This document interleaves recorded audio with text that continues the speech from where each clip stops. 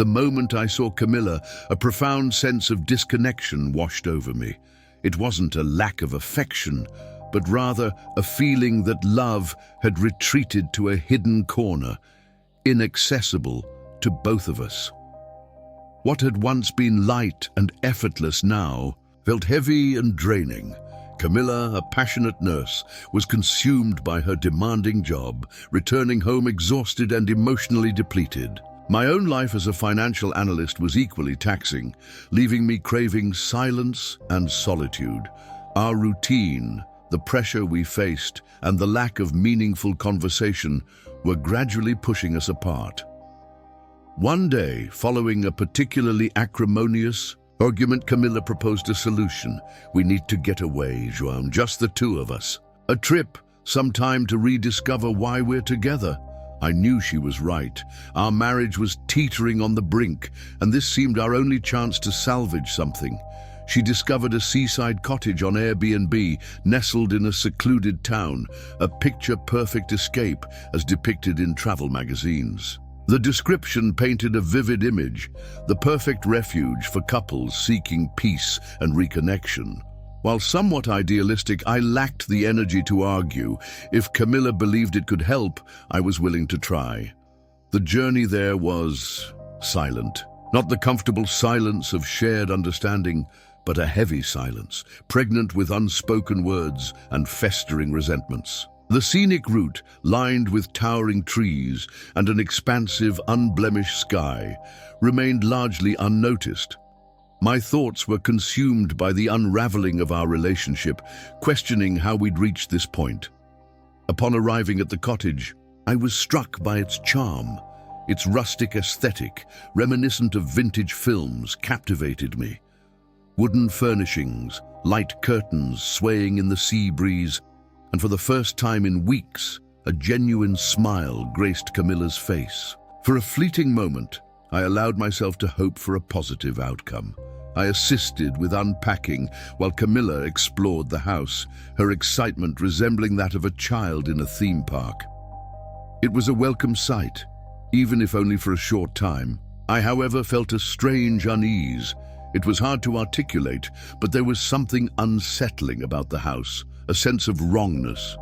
Perhaps it was simply the weight of our expectations.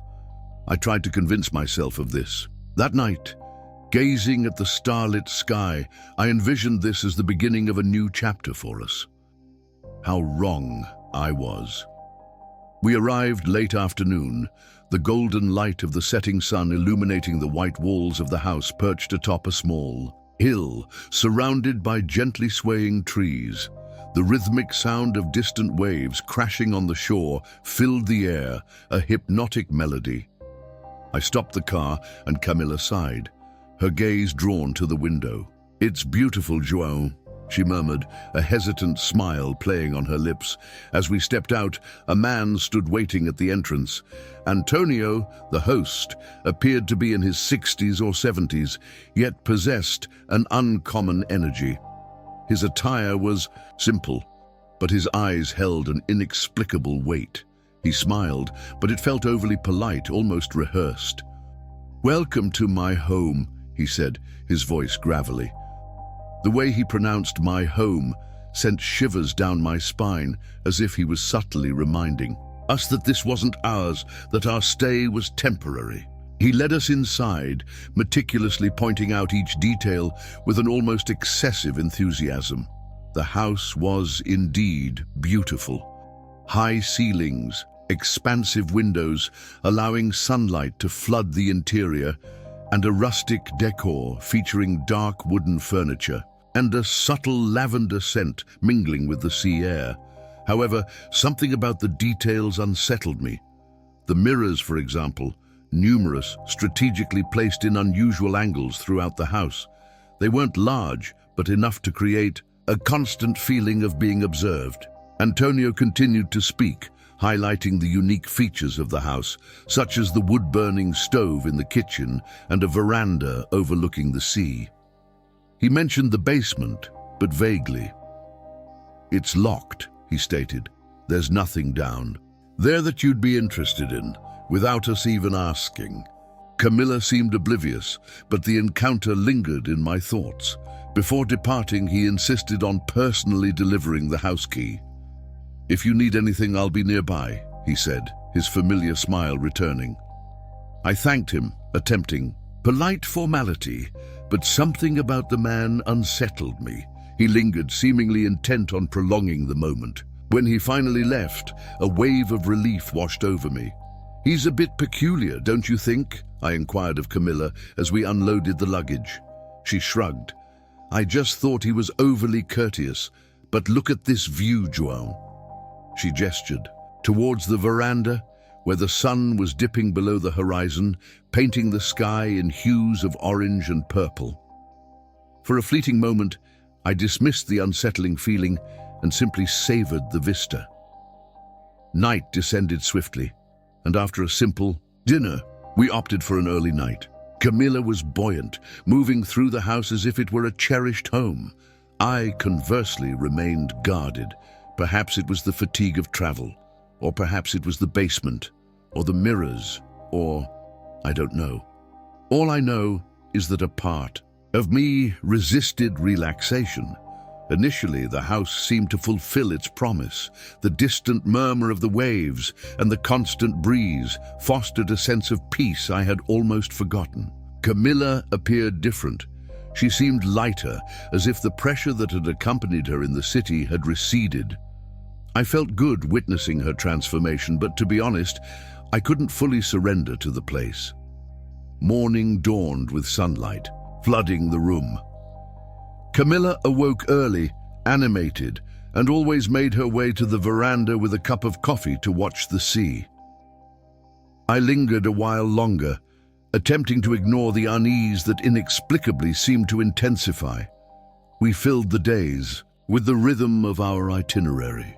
Beach walks, quiet dinners at the kitchen's wooden table, conversations we hadn't shared in months. It was as if we were rediscovering each other. For a time, I believed we were on the right path. But then, the subtle signs began to surface. On the third day, I noticed something unusual about a mirror in the living room. Small, rectangular, and hung in a peculiar position near the ceiling's corner. It reflected a section of the kitchen I couldn't normally see. It was as if someone had strategically placed it to observe something specific.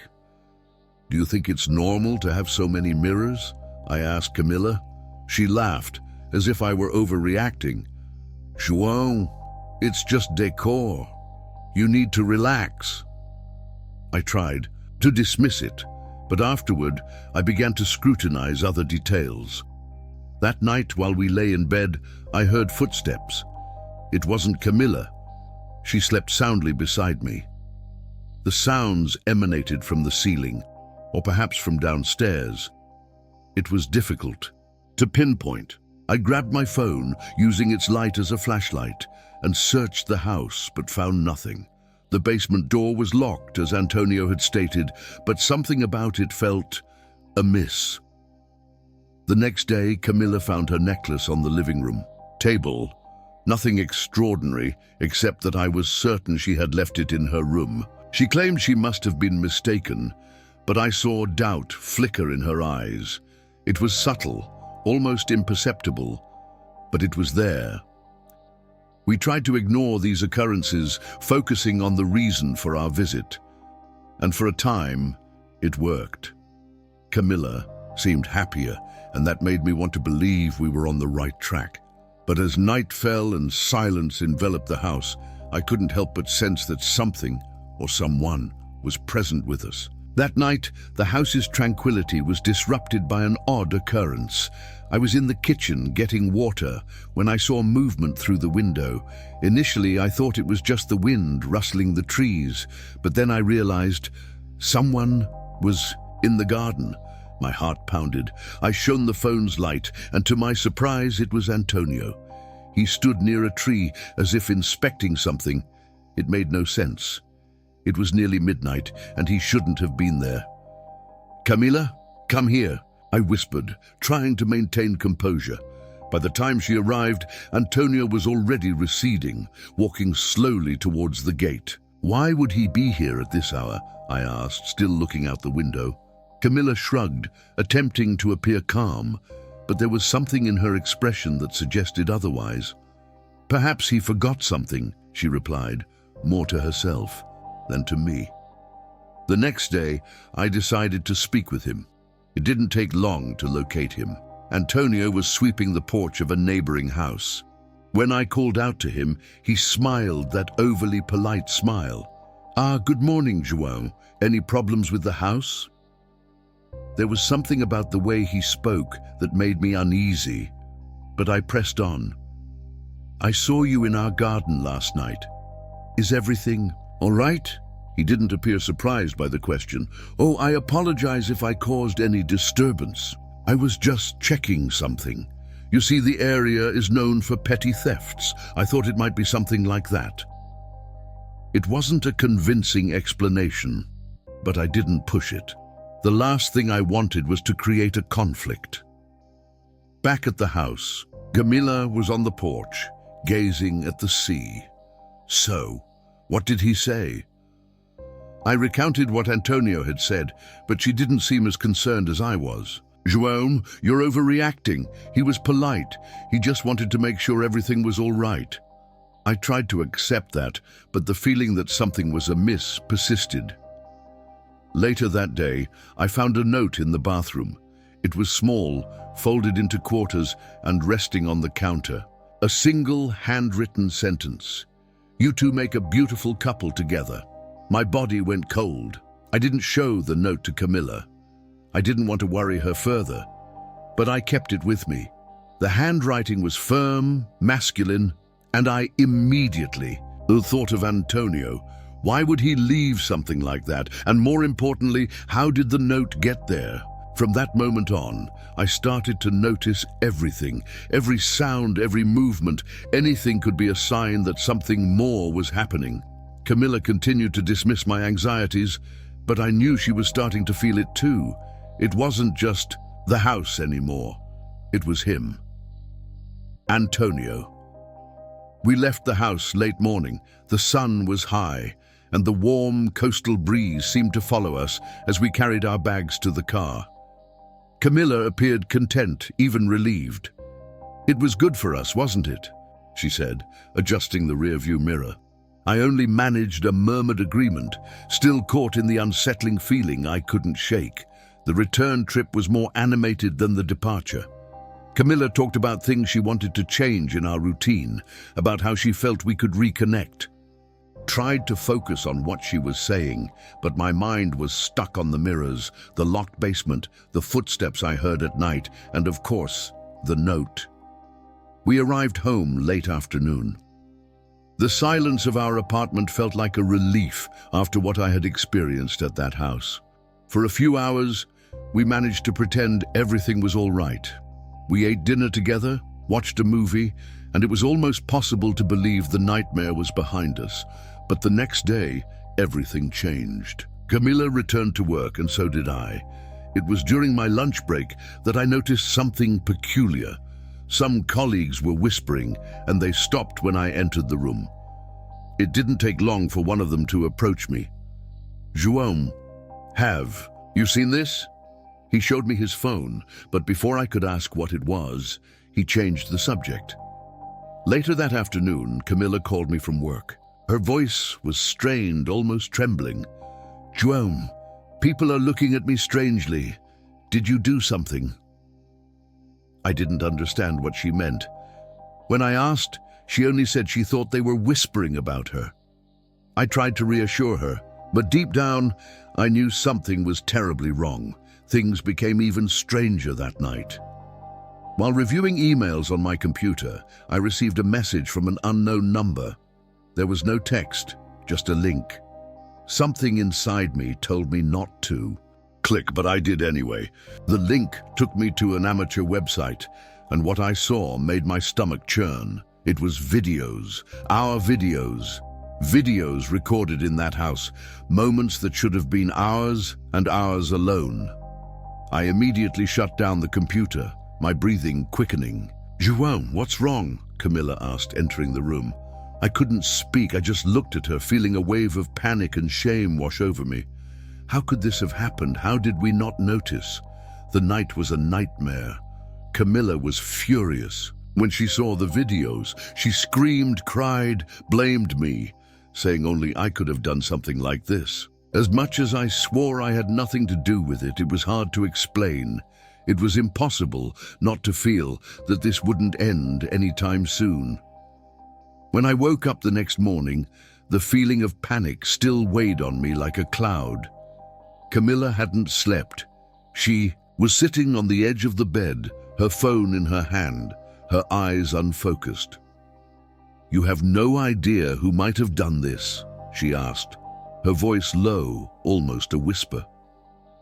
I shook my head, trying to organize my thoughts, but everything felt like a jumbled mess. My initial action was to revisit the website, hoping the videos had somehow vanished. They hadn't. They remained, complete with dates and details that unequivocally confirmed their recording within that house. Each video possessed provocative titles, as if designed to pique the curiosity of viewers. It was sickening. Camilla decided she needed to go to work. Perhaps it was her coping mechanism, pretending normalcy was still possible. I remained at home, attempting to grasp what to do next. I spent hours online researching how to report leaked videos. My research revealed that without clear evidence of who published them, removing the content or prosecuting anyone would be virtually impossible. Late in the afternoon, Camilla returned home more distressed than when she left. "They know, João," she stated, without even looking at me. "The people at the hospital, they know. They're judging me. I can feel it." She wept, and I stood there, speechless and helpless.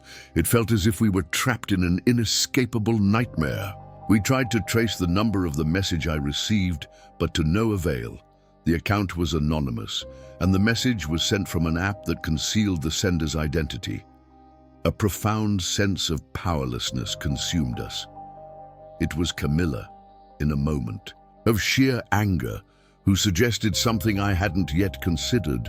"Do you think it was that man, Antonio?"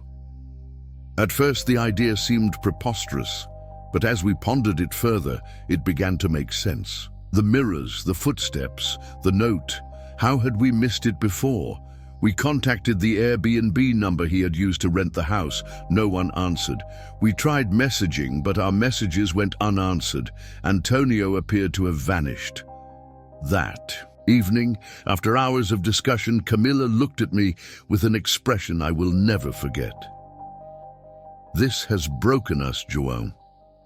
No matter what we do now, we'll never be the same." And I knew she was right. The next day we decided we needed to act. We couldn't allow this to destroy our lives. Camilla insisted we seek legal counsel, so we found a lawyer specializing in cybercrimes. Carolina's office was simple, but her direct and professional demeanor gave us a flicker of hope. We explained everything: the house, the mirrors, the videos. Carolina listened intently, but there was something in her gaze that already hinted at the outcome. "Do you have proof that he installed the cameras?" she asked, organizing papers on her desk. My response was an awkward silence. I knew we had nothing concrete. Carolina explained that without physical evidence, holding Antonio accountable would be difficult, almost impossible. The Airbnb had already removed the listing, and his profile was gone. "He likely used a false name," she said. "This type of person is usually adept at concealing themselves." We tried to trace the house's history, but even the records were confusing. It seemed Antonio wasn't the true owner, just someone using the property temporarily. This explained why he acted as if the house were a secret, known only to him. Still, Carolina encouraged us to file a police report. We went to the station, but the reception was cold. The officer seemed more interested in finishing his coffee than in hearing our story. "Without evidence, it will be difficult to make progress," he said, almost nonchalantly. We left feeling more disheartened than when we arrived. Camilla was furious. "So that's it?" she yelled on the way back. "He can just do this to us and get away with it?" I didn't know what to say. In that moment, I just wanted to disappear. We returned to Carolina's office days later, but she had no updates. "The system is slow," she explained, as if trying to prepare us for the worst. She suggested contacting organizations that deal with online privacy, but even that seemed like a futile effort. That night, we lay in bed in silence, each lost in our own thoughts. What terrified me wasn't just the idea that Antonio might be laughing at us somewhere. It was the certainty that even if we could achieve some justice, it would be too late to repair what he had destroyed. After weeks of trying and failing to find justice, we began to feel utterly powerless. Camilla was becoming increasingly withdrawn, barely leaving the house. I saw fear and anger in her eyes, the same feelings consuming me. What was left to do when the system failed, when people failed? It was on a rainy night that the idea came to me.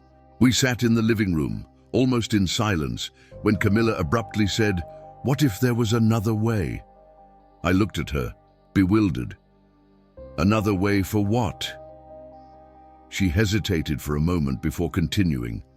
"To finish him, to make him pay for what he did." Initially, I thought she was suggesting hiring someone to take matters into their own hands, but then I realized it was something far more sinister. Camilla pulled her phone from her pocket and showed me a website she'd discovered while researching. Justice and Revenge. It was a dark forum, filled with accounts of people who had resorted to practices bordering on the supernatural. "Camilla, you can't be serious," I said, trying to mask my discomfort, but she was. "Joan, what else can we do? We've tried everything. He destroyed our lives and no one cares. If this is what's left, then this is what we'll do." The following day, we sought further information. Camilla located an elderly neighbor, Mr. Anselmo, renowned for his knowledge of such matters. Initially, he resisted speaking, but upon hearing our story, he agreed to assist. "These paths are neither easy nor safe," he warned. "You may achieve what you desire, but you will pay the price." We performed the ritual in the basement of our building. The rain outside seemed to mirror the heavy atmosphere of what we were undertaking. The instructions were clear. Candles, symbols drawn on the floor, personal belongings of Antonio that we had collected during our time at his residence. Once everything was prepared, Camilla recited the words she'd read on the forum. The moment she finished, an unnerving silence descended. The air in the room felt thicker, almost unbreathable. Nothing visible happened, but something shifted. Cut, both felt it. It was as if the house had grown colder, as if we were being observed. In the days that followed, we tried to maintain a semblance of normalcy, but it was impossible. Camilla experienced recurring nightmares. I began hearing whispers, at night, emanating from places that made no sense. And then, a week later, we saw it on the news. Antonio was found dead. An accident, they said, a fall in his own home. It should have been relief, but it wasn't. The price Mr. Anselmo had mentioned now made perfect sense. It wasn't just Antonio, who had been marked by the ritual. We had been too. We should have felt avenged, but in reality it wasn't like that. The news of Antonio's death, though seemingly accidental, brought a bittersweet relief, mixed with a feeling I could only describe as dread. Dread of what we had done, dread of what might come next. Camilla was different. She barely spoke to me, and when she did, it was as if she were carefully choosing her words, as if she feared that anything might spark another argument. Her nightmares worsened. She would wake in the middle of the night, sweating, sometimes weeping softly. I asked her once what she saw, but she only shook her head. "You're better off not knowing." I too began experiencing the effects. At night, even when the house was silent, I heard whispers. It was as if an unseen presence was watching us, waiting. There were moments when I was certain something lurked in the dark corners of the apartment, but whenever I switched on the lights, there was nothing there. The most challenging aspect, however, was dealing with the social repercussions. The videos remained online. Despite our attempts to delete them or report the sites, they kept reappearing. It was as if we were battling an inescapable shadow. Camilla began to be ostracized at work. She told me that colleagues avoided eye contact, whispering whenever she passed. "They don't say anything directly, but I know what they're thinking," she said one day, her eyes red from crying. At my workplace, things weren't much different. I lost 2 significant contracts after some clients started avoiding in-person meetings. With me, it's just coincidence, I tried to tell myself, but I knew it wasn't.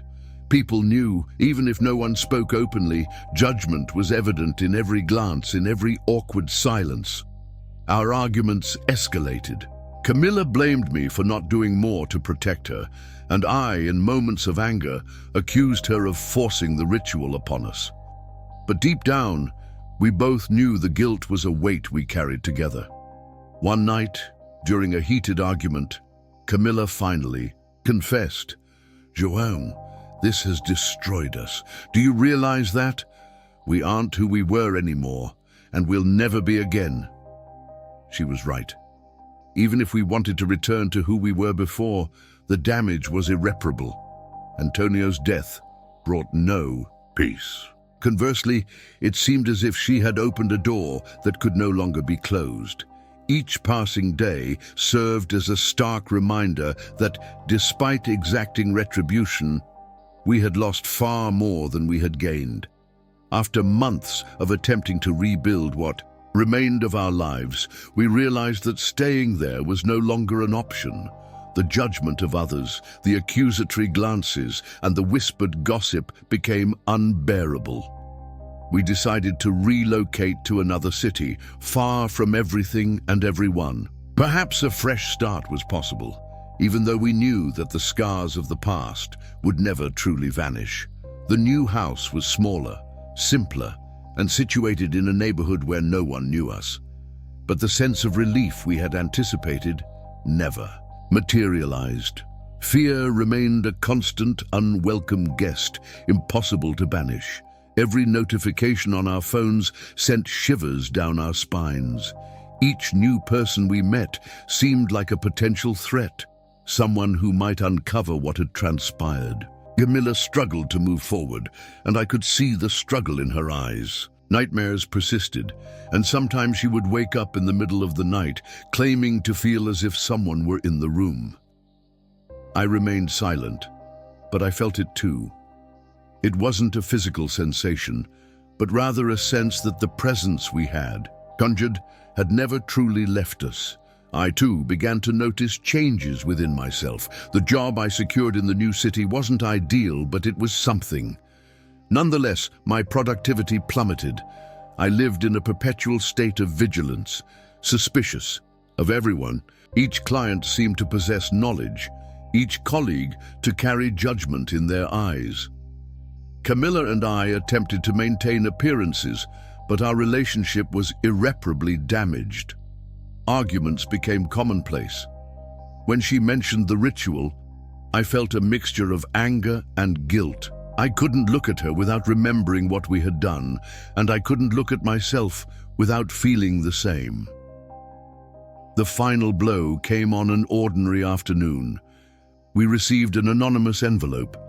Inside, a photograph of us both at the beach. House, taken through one of the mirrors. There was no message, only the image. Camilla began to weep, and I felt the world collapse around me once more. Now, we exist in this state. We avoid discussing the past, but it remains ever present between us. We no longer trust each other, nor anyone else. The only certainty we hold is that we will never be the same. I gaze out the window every night, anticipating something unknown. Perhaps a sign that things can improve. Or perhaps confirmation that the evil we invoked still lurks, waiting for the opportune moment to remind us that it never truly departed. And remember, evil never stays far away. It always finds its way back.